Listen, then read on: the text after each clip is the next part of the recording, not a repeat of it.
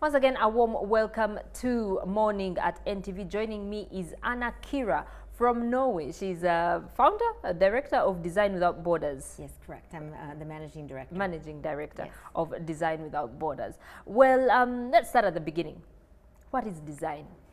Well, many people think that design is only creating beautiful objects, Yes. or fashion clothes, but design is much more than that.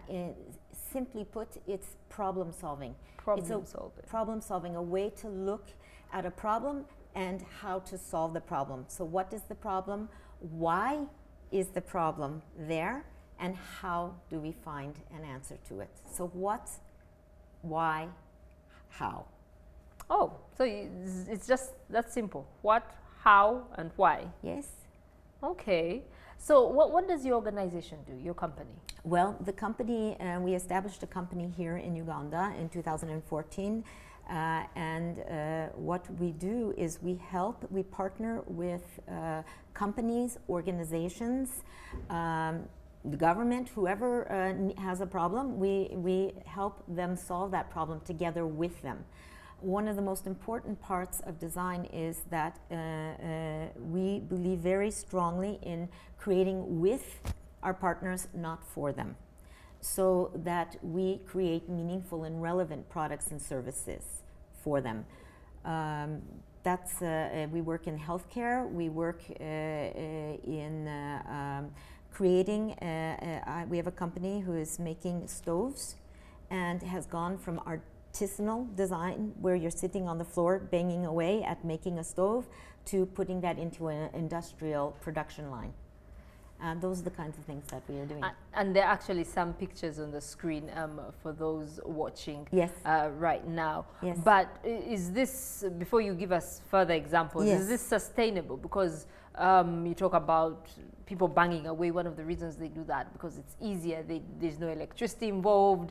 You know, very little capital is needed when Yes. you're starting off like that. Yes. And that's, I guess, one of the biggest problems you hear from a Ugandan entrepreneur starting up. Capital is not there, you know, and some of this requires a lot of machinery, electricity.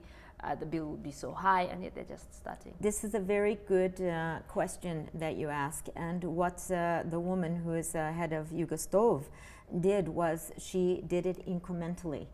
So you have a big vision, and your company, the TV station, has a great vision, and how do you get to that vision? You can't jump a huge leap, so you have to take it piece by piece. So first you look at how can you make your product better, still banging on the floor, and then you can take when you start selling more and more and the product is actually meaningful and relevant so people buy it, then you start saving your capital to invest back into the company. And that's exactly what she's done.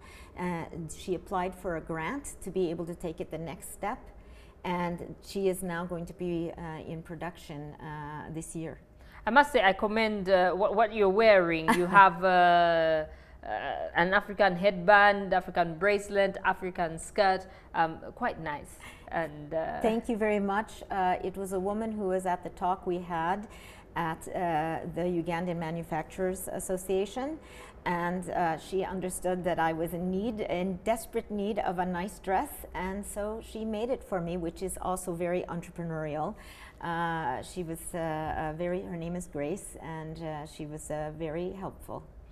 Okay, Anna, let's see if we understand this. Basically, you are saying whatever anyone is doing, whether a product or a service that they are offering, yes, they can work with the consumer, the final consumer, yes, to better the product, or even to have a product created. yes. And they should start with the product, with the consumer in mind, Yes. in order to have a great product. Yes. Okay. In healthcare, what are you doing? Well, in healthcare, we are working with Ugandan Industrial Research Institute. Yes. And they have been dealing with the what problem. And the what problem was that in most hospitals, when children are critically ill, they need to have intravenous feeding. Yes. And the problem is the machines, they have to have a very accurate measuring system to get the medicine into the body. And the problem with this is that these machines are extremely costly, so they're very difficult to get. They're $3,000 a piece, and they don't work in the rural context, and they break down very quickly, even in Kampala, in the hospitals in Kampala. They break down very quickly, they can't be fixed.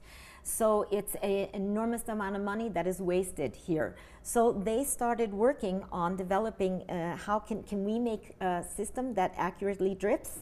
They created the system, and then they, together with Design Without Borders, what we did is we made the casing for them so that it was user-friendly for the nurse. One thing is how the technical part works. That Yuri is the best at, but we can help them make it so that the nurse can use it and the clinician can use it, that somebody out in rural areas without electricity can use it. And it is at a cost that's 3%, so less than $100. And it will be produced here in Uganda. That's amazing. Yeah, it's really exciting project. Earlier we saw some pictures of a helmet. Now, before we got on air, we were having a very interesting discussion about border borders. Yes. Many would refer to them as a necessary evil because the demand clearly is there for border borders. The demand is there. First question is, why is there a demand for Boda Bodas? Well, because of our traffic, and you know, if you want to get from A to B and with time, you do need a border border. Exactly. So then comes the question, what is the problem? And the problem is quite large. My first day in Uganda, the Julie Foundation came to my office, and they had heard that we had designed a prototype of a Boda Boda helmet for Ugandan context, which means the Boda driver needs to hear, so there has to be a way for him to hear. The Boda Boda driver, most helmets are very hot, so can we make an air-conditioned Boda Boda helmet? It was a project we did a number of years ago. And this Julie Foundation was interested in it, and they came to our office, and they tell me, it wasn't one person, it was 10, 20 people started filling in my office, and I'm thinking, what is this? And they explained that Julie was their dear friend who was killed on a Boda Boda. She wasn't wearing a helmet, there was an accident, and she was killed, and they are now all her friends. She has 4,000 friends on Twitter, have come together, and they've created this foundation. They want to make a difference, which put me into thinking, well, what's the problem? And the problem, to solve this problem, it's not just making a helmet. You have to look at the problem from the Boda Boda driver's perspective. How can we make legal Boda Bodas? How can we help them be safe drivers? How can we make passengers want to wear a helmet? And there are many issues there. Ladies don't want it because it messes with their hair. Definitely. Hygiene issues. I don't want to share a helmet because of the hygiene issues. I don't want to carry that helmet. Oh my goodness, with our handbags. We already have so much in our bags. Why? So what if you could have a bonnet that is the safe part that you roll up and put in your handbag? What if the shell was something that the Boda Boda driver, the legal Boda Boda drivers, were given at the time of certification? And that emphasized for the passenger, you're standing on the corner, you don't know who is a legal Boda Boda driver and who is not, and it can help you choose the right Boda Boda driver, because he has that shell, I can put it on over the bonnet I have myself, it's my personal bonnet, and then you put that over. That's an example. And then for law enforcement, that would be very helpful if law enforcement knew who's legal and who's not, instead of stopping everybody. This person is legal, go by. How would they tell that so easily? Well, if at the time a Boda Boda, this is just an example, it's very hypothetical. The most important thing is that you have to look at a problem holistically to solve it. If the Boda Boda driver gets specific helmets when they are certified, maybe they're bright pink, maybe they're green, maybe they're, who knows, but it's a symbol of safety. The government issued Boda Boda helmets, and they got just the shell. then you Carry would the- know yes, and no, you wouldn't carry the helmet. Oh, no, I Yes, would the know. Boda driver has that. You're carrying your safe bonnet, which is hygienic, and it's yours. So you have it in your purse. You put that on. The Boda comes with the shell, and you put it on, and you know, the police know that's one that's legal because the shell is the government A bright issued one. pink Yes, or something whatever. like that. Well, you know, unscrupulous people are very quick to forge and come up with Yes. fakes. How would that problem be solved? Well, that's a hard one. We would have to go quite into that to figure out, is there a way in which we can avoid that fake, the copy being made? The other issue is that the government can stop everybody, and when they see that there's a fake one, out they go. They will get a fine, whereas the ones that have their legitimate license with a legitimate helmet are safe. Okay. So it's going to have to be a collaboration with policy making, with government, with understanding the needs of the policies, the needs of the government, because the government also has issues around that, needs of the people using the Bodas, and needs of the Boda drivers. And if you look at all those perspectives, you create what's called a service design blueprint, which helps you understand how you can build the proper services that are meaningful and relevant. Okay, we've talked about healthcare. Yes. We've talked about Bodas. borders. I don't know if that's under transport. Let's talk about agriculture. Agriculture Yes. is the backbone of our economy. Yes. And you find many people, just because I have a piece of land, I am able to produce, let's say I plant maize because it's easy for me to plant. I plant, or I hear vanilla. Vanilla is great as an export, or pineapples I can export Yes. to Norway. How can the farmer think creatively, or with this design that you're talking about? Yes. You know, how can they think differently? How would it help them with their produce? Well, here's an interesting thing. I think one thing is the farmers, and I think they're already quite creative. We met a woman at this event that we had who is making organic pesticides to protect both the farmers and the people who are going to be eating the product, because pesticides are quite dangerous. Yes. And she's working on organic ones. But the problem, again, is much larger. I was traveling to, is it Elizabeth Park? Yes, Queen Elizabeth Queen National Elizabeth, Park. the National Park. And the conditions of the road there, which is a major transportation road for produce, is absolutely horrific. And this road ends up with trucks being stuck with goods. So the infrastructure also has to be put into place. Again, policy making and the government, the best way they can help their nation is to build the roads so that the trucks can go and get the products. I had a very interesting conversation with John Negenda on Friday around agriculture, and one of the most important things he talked about was the need for collectives. I did see some collectives out in the districts where you get together and Cooperatives, because yes, yes. Cooperatives. Yes. That this is a very important way that farmers can work together Yes. and get their products out on the markets. But again, entire infrastructure and also the tools, making sure the tools that are used for farming are culturally have the right cultural context and are usable in the Uganda context. Okay. So we've talked about agriculture. Let's talk more about services. Yes. Give us another example of how applicable what you are saying can be. I have for two design. services that I've worked on a project and advised on a project that ended up being a financial literacy kit. Yeah, we saw the pictures Yes, earlier. for the people in Karamoja who are having a very difficult time, and one of their problems was financial literacy. So how can you get illiterate people to be financially literate? It's very important for their sustainability, for them to go further. And the first thing we did by talking with them is we understood there are, in a sense, 4 kinds of people, and in fact there are 4 kinds of businesses. There are the now people, the now company, which is those people who don't have food even today. You have the tomorrow people, They can think about that, the future people, and then there's the sustainable, those that have survived. And the financial literacy kit helps move people towards sustainability.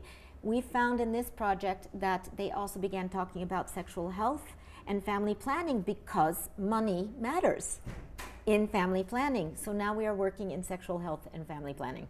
How does money matter?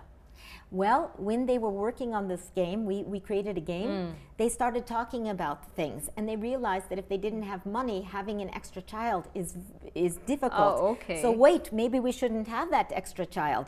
Or if their child got sick, suddenly the money disappears in feeding the, or to the doctors and the medical. Oh, wait a minute. We need to think about this. We need to save money so that we can pay for our doctors, the doctor bill. And they suddenly understood the way in which money has to be saved and not just spent on drinking beer or something else, that they have to save and build something to be able to create a sustainable life for themselves. So basically, Anna, you're saying anything and everything. Anything and everything, even love. Even love. Yes. As we wind up here, tell us about love. Well, our general manager here in Uganda started the whole conference by saying that what if we thought of ourselves as a product? Okay. What I am a product. You are a product. Yes. He said, in fact, that you are a product of God. Okay.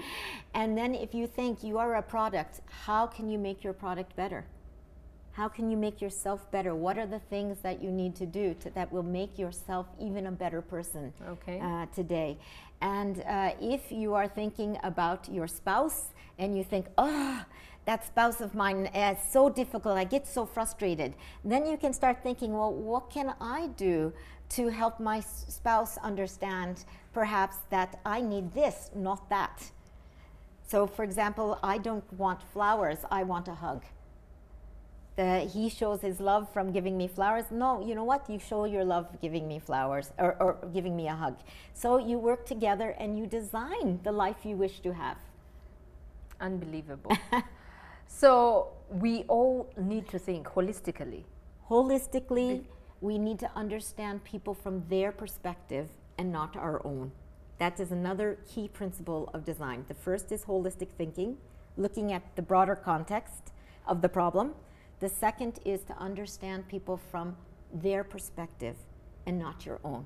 It's very easy to just think of ourselves. Okay. Now, Anna, where can people find you? Because I'm sure some people may be watching and they've had challenges with their businesses, wondering how to move forward. Yes. Where can people find you? Well, we are in, you can find us at designwithoutborders.com, and we have our Kampala office. So that's the best way to go. Designwithoutborders.com. Yes. And the questions you said that we need to ask are what, how, and why. What, how, and why. Business owners, wherever you are, what, how, and why are the three things you keep on need.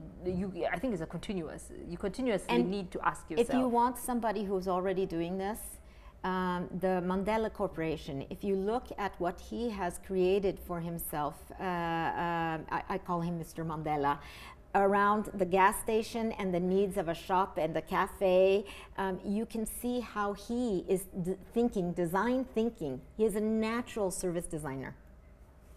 Unbelievable. Well, we have the questions there. What, how, and why. At least those are the three things you should remember from this. And whatever it is you do, set to understand from the other person's perspective what, you know, how you can make their lives better and ultimately improve yours. I've really loved the example in the Bodas. My goodness, are we going to see those helmets with holes soon and with air conditioning on top? I hope so. And I hope I can make you a bonnet so that even women with beautiful hair can be wearing a large one. Yes, they have that. So we have to think about that. Okay, Anna Kira, a design anthropologist from Design Without Borders, has been our guest here on Everyday Life. Remember, you can visit them on designwithoutborders.com for all the information you would need, and all the best as you carry out your innovation and as you move forward with your company. Darren and Derek up next with all the sport here on Morning at NTV.